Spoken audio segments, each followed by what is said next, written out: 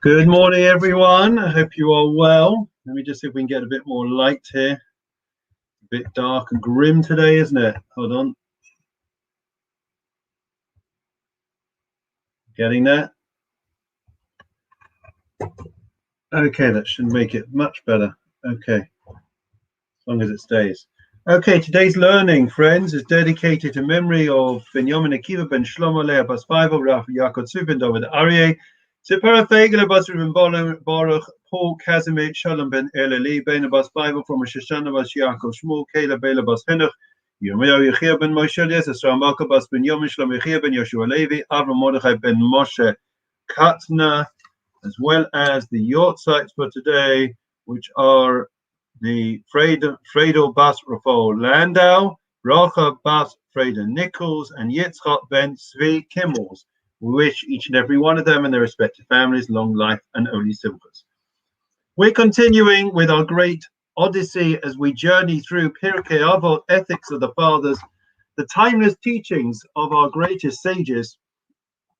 And we are up to the student of Rav Yochanan ben Zakkai. Rav Yochanan ben Zakkai, of course, who was really the hero at the time of the destruction of the Second Temple, made that deal with the Romans, with Vespasian, enabling Torah and Judaism to survive and to thrive it through Yavne. And now we are up to the teaching of Rabbi Yossi, one of his 5 students that continued his legacy. Rabbi Yossi Omer, Rabbi Yossi said, this is chapter 2, Mishnah 12. I hope everyone enjoyed the warm weather. Wasn't it wonderful to walk yesterday with a bit of heat? I got to tell you, I enjoy it. Rabbi Yossi Omer, that the money of your friend should be dear to you as your own. Okay? Now, if you love somebody as yourself, then their possessions, what they have, is as precious to you as a custodian, as a guardian, as your own. You're going to take as good a care over it as your own. A person has to prepare themselves and make the necessary investment so that they are able to grasp and to internalize the great eternal values of our faith, of our people. She'ena Yerusha Lach, it's not an inheritance for you, right? In other words, the fact that your grandparents may have been exceptionally committed and religious, it doesn't mean that it automatically is yours. You have to acquire it, you have to internalize it, you have to learn it, right? It's not going to be something that just comes through to you as a matter of right. Now, that is a statement which bothers me tremendously, and I'm hoping, good morning to all those that are wishing me good morning and wishing everyone else good morning, to Peter, Rachel, Mervyn, Caroline, Estelle, and everyone else who are watching and viewing us around the world. Good morning.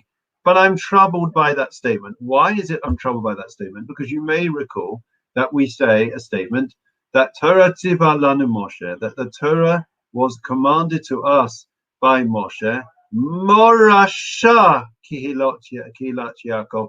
It is an inheritance. If it's an inheritance, how can it say that it's an inheritance there? And here it says the exact opposite, right? Rabbi Yossi seems to be arguing. She'ena Yerushalach. It's not an inheritance. Is the Torah inheritance, or isn't it an inheritance? Is it ours by right? Is it bequeathed to us throughout the generations, friends? Or is it something that it's a matter of us that are able to acquire it? Okay, let me share with you a little thought. I think we mentioned it before, and I think this will answer this question that we are grappling with this morning. We say, as we're all too aware, when it comes to the Amidah, what do we say? We say, every Amidah starts the same. Baruch atah Hashem, blessed are you, O God, Elokeinu, our God, Velokei Avotenu, the God of our forefathers. Okay? Then what does it say? Elokei Abraham, the God of Abraham, the God of Yitzchak, the God of Yaakov. Well, you know, I know who the patriarchs are. I know who our forefathers are. So the question we have to ask ourselves is why do we need this duplicity? Why do we need it to state the God of our forefathers and then go through who our forefathers were? We know who they are. So I had a beautiful idea once, and it stayed with me forever, and that is as follows. Yeah, the faith of our forefathers is undoubted. Elokei Avotenu is the God of our forefathers, each in their own way found God. Okay?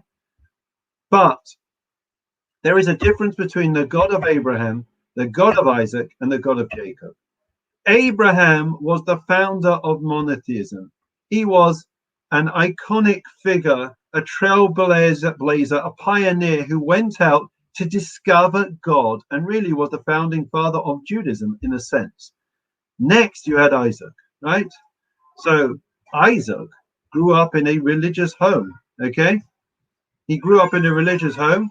His father, of course, was not from that way, right? Abraham came from an idolatrous home, but Isaac was brought up in a religious home, okay? When it came to Jacob, right, which is already the third generation, the challenge was slightly different. He was the second generation of a faith. And therefore the challenge was for him was to renew his commitment, his enthusiasm and passion, and see it as a discovery of Judaism in the same way that Abraham was. So therefore, we are meant to take from each of our forefathers and be able to imbue and internalize their passion, their enthusiasm, and each of them discovered Judaism in a unique way. Abraham through chesed, we know the hospitality, sat at the entranceway to the tent. Isaac through gvura, through strength, his dedication when it came to the binding of Isaac, right? And through all the other things and introducing prayer, etc., the prayer of Mincha. And then we had Jacob, right? Titin emes li'Yaakov. Jacob was known as the pillar of truth. And therefore, each of them, although they built on the previous generation, they went on their own great odyssey and journey to discover God. They didn't rest on the laurels. They didn't see it as just a bequeath. They didn't see it as an inheritance. That's mine by dint of my name, by right. They were prepared to search, to strive, to discover truth and God. And that is something which is so important.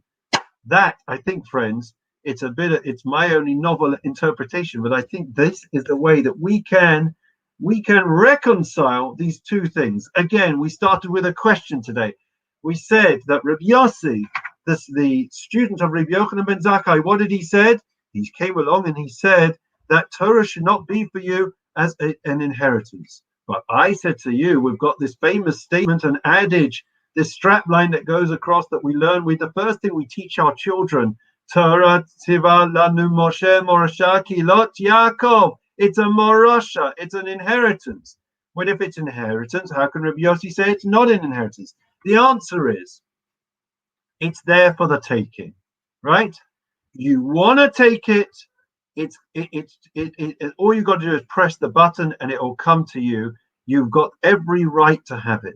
But if you don't access it, if you're not prepared to press the button, right, then you're not going to get it. I'll give you an analogy, okay?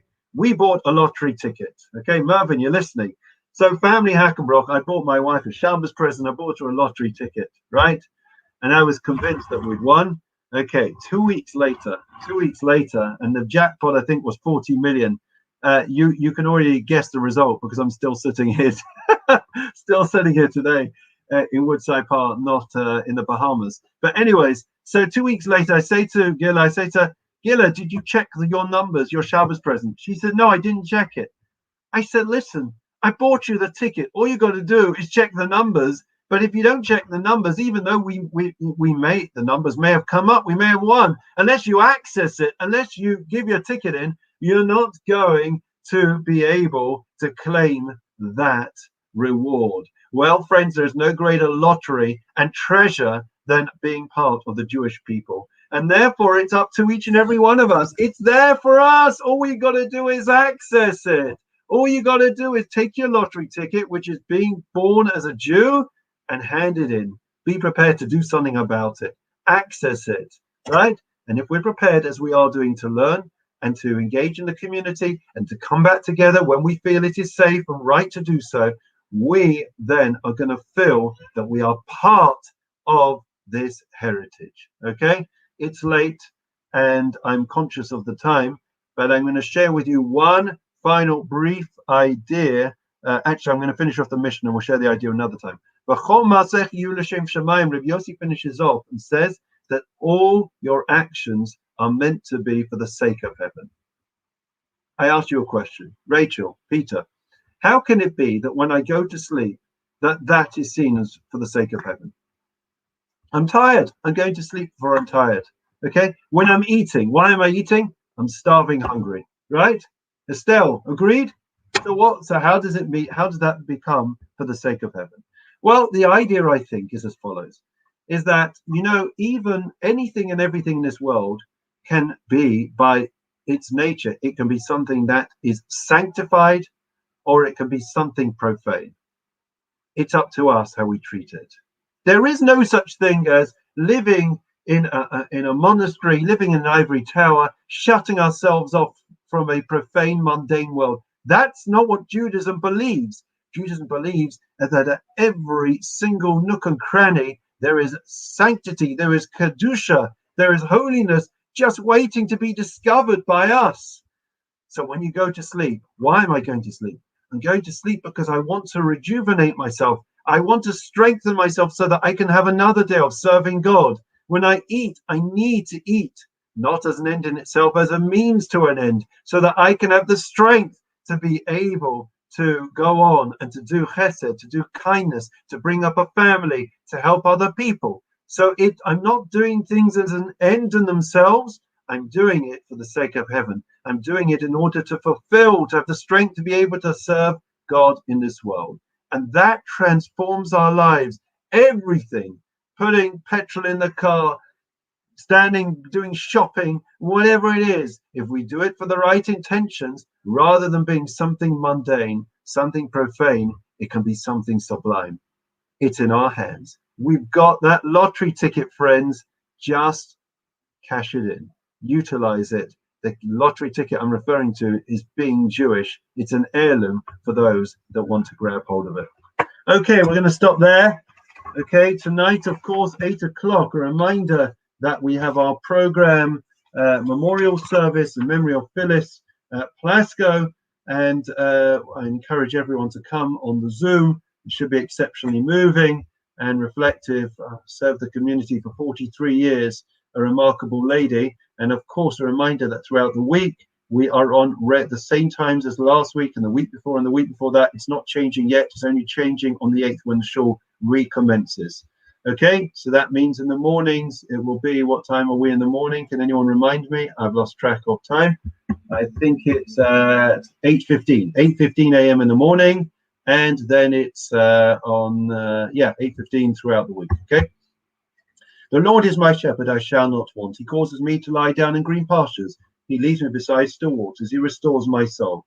He leads me in a path of righteousness for his name's sake. Even as I walk in the valley of the shadow of death, I will fear no evil, for you are with me. Your rod and your staff, they comfort me. You set a table before me in the presence of my adversaries. You anointed my head with oil. My cup overflows. May only goodness and kindness pursue me all the days of my life, and I will dwell in the house of the Lord for the length of days. Memorial prayer. Adon Olamim Zachoes Nishmos Binyamin Akiva ben Shlomo Le'abas Bible Rabbi Yaakov Tzvi ben David Aryeh to Profei Gilabas Ruborach Paul Kazmeh Shalom ben Eleli Beina Bas Bible Pruma Shoshana Bas Yaakov Shmuel Caleb ben Beila Bas Henach Yom Yechia ben Moshe Eliezer Sarmakov ben Yom Shalom Yechia ben Yeshua Levi Avram Mordechai ben Moshe Katna, and the outside Fredo Bas Rafog Landau Bracha Bas Fredo Nichols Yitzchak ben Tzvi Kimmel Shalach Uli Lambam Began Aiden Temanu Chosam Lachain Malarachamim Yasti Rain Besesa Kanavav Lamim Vietzos Cheshamana Nachlasam Yanuchu Bishlamish Kavam Venamar Amen. Please God, we'll see you all later. 7:30 p.m. tonight. 7:30 p.m. tonight for the memorial for the late Phyllis Plasko. We'll see you there. And if not, you can't make it. We'll see you 8:15 tomorrow. Take care. Have a great day. Keep